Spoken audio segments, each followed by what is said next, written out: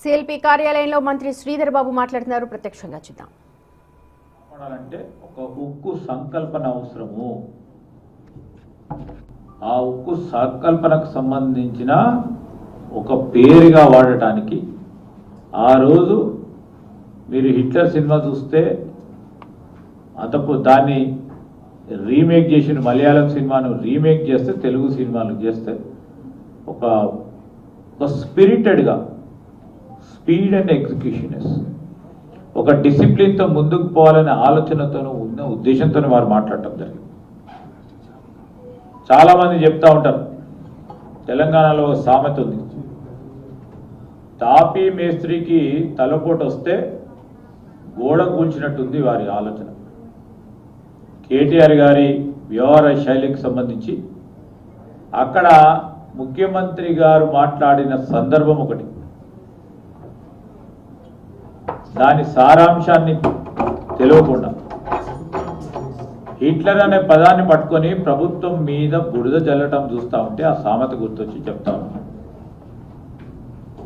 ఈరోజు హైదరాబాద్కు సంబంధించి కబ్జాదారుల గుండెల్లో భయం అనుకు పుట్టిస్తూ ఉంటే ఓర్వలేక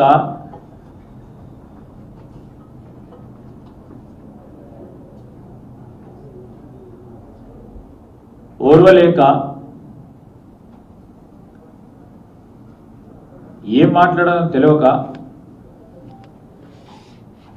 ఈరోజు కొంతమంది దొంగ ఏడుపులు ఏడుస్తూ ఉన్నారు.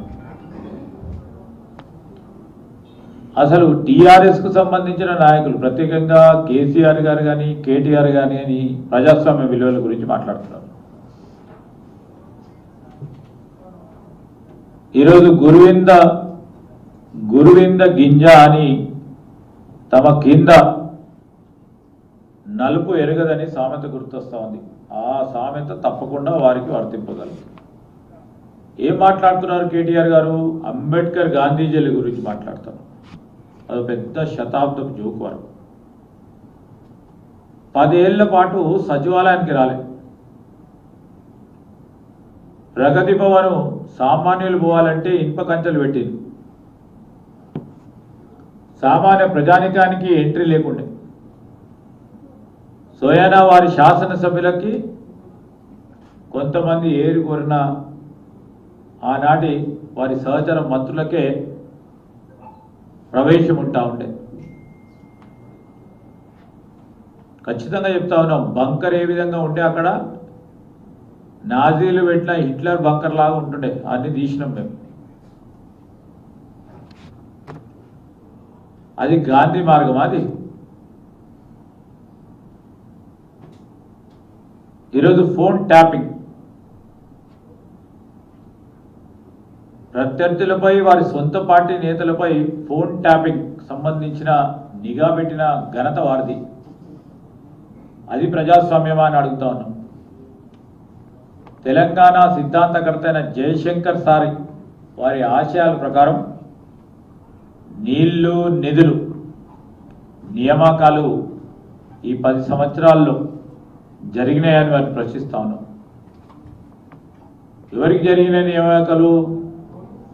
వారి సంబంధికులకు, వారి చుట్టుప్రక్కల ఉన్న వారికి.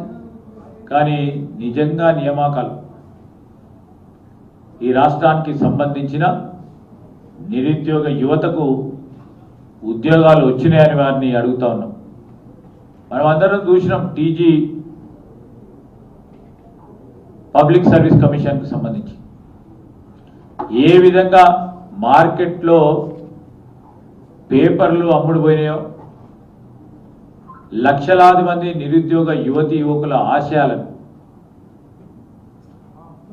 వారి భవిష్యత్తును నీరుగార్చి అన్యాయం చేసింది నిజం కాదా? తప్పులన్నీ మీరు చేస్తే మేము అవన్నింటినీ కూడా సవరణ చేస్తూ సరి చేస్తూ ముందుకు పోతా ఉంటే ఇంకా నిందలు వేస్తూ ఉన్నారు. ఈరోజు బాబా సాహెబ్ అంబేద్కర్ గారు రచించిన రాజ్యాంగానికి సంబంధించి వారికి అనేక మాటలు చెప్తా ఉన్నారు.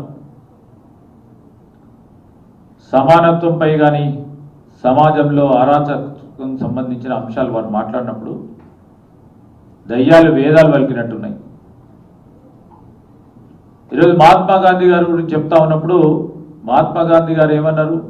అహింస అన్నారే తప్ప దొంగతనాలు కబ్జాలు జరుగుతూ ఉంటే చేతులు కట్టుకొని కూర్చోమనలేదు. చట్టాలకు సంబంధించిన అంశం విషయంలో ఖచ్చితంగా కఠినంగా అమలు చేయాలి అని ఆలోచన చెప్పినప్పుడు అది ఫ్యాసిజం కాదు. ఫ్యాసిజం అనేటోళ్ళది అది అజ్ఞానం అని నేను చెప్తా ఉన్నాను. హైడ్రా కూడా పనిచేస్తూ ఉన్నది. హైడ్రా పనిచేస్తూ ఉంది, మన చట్ట పరిధిలోనే పనిచేస్తూ ఉంది. చట్టం విషయంలో అంబేద్కర్ గారు రచించిన రాజ్యాంగం ప్రకారమే ఈరోజు హైడ్రా వ్యవస్థ నోటీసులు ఇచ్చి చట్టం ప్రకారం యాక్షన్ తీసుకునే కార్యాచరణ తీసుకుంటుందా లేదా స్పష్టంగా కనబడతా ఉంది. గత ప్రభుత్వంలో టీఆర్ఎస్ ప్రభుత్వంలో కబ్జాలకి ప్రభుత్వ భూములు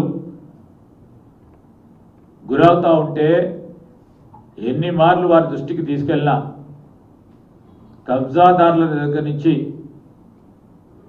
తిరిగి వాపసు తీసుకోలేదు. ఈరోజు హైడ్రా ఒక ఉక్కు సంకల్పనతో కబ్జాదారుల నుంచి చెరువులు కానీ కుంటలు కానీ వాటికి సంబంధించిన భూములన్నింటిని కూడా ప్రభుత్వ పరంగా చేస్తే దాన్ని సరికాదంటా ఉన్నారు. ప్రజలందరూ కూడా ఒకసారి గమనించాలి. ఈరోజు చెరువులు కుంటలు పరిసరాల ప్రాంతంలో ఉంటున్న ఆ ప్రాంత ప్రజలందరూ హర్షిస్తూ ఉన్నారు. ఒక పక్షాన చెరువులు కుంటలులో నీరు వచ్చి పరిశుభ్రంగా వాతావరణం ఆ విధంగా ఉంటే కబ్జాలకు గురి కాకుండా చెరువులు కుంటలను కాపాడుతూ ఉంటే ఆ ప్రాంత వాసులందరూ కూడా సంతోషపడతా ఉంటే, కానీ కేవలం బాధపడేవారు ఎవరంటే టీఆర్ఎస్ సంబంధించిన నాయకత్వం, టీఆర్ఎస్ సంబంధించి మరి ప్రత్యేకంగా మేము అడుగుతా ఉన్నాము, ఎందుకంత కేటీఆర్ గారు బాధపడతా ఉన్నారు? కబ్జాకు గురైన భూమిని ప్రభుత్వ పరంగా తీసుకుంటే మీరెందుకు బాధపడతా ఉన్నారు? ఆనాడు కబ్జా చేసి ఇతరులకు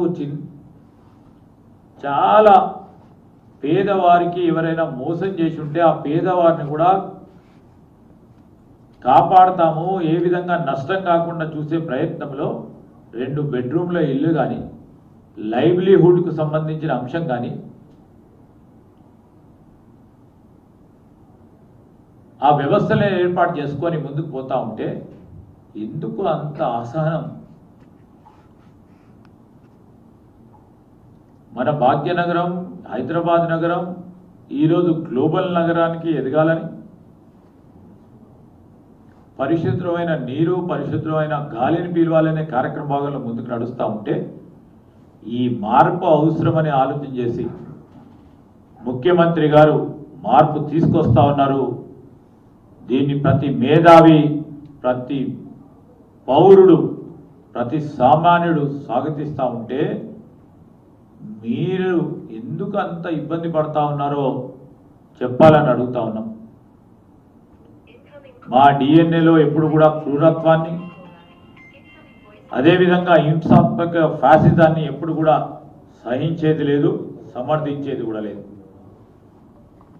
హిట్లర్ ఆనాడు వారికి సంబంధించిన ఫిలాసఫీకి సంబంధించిన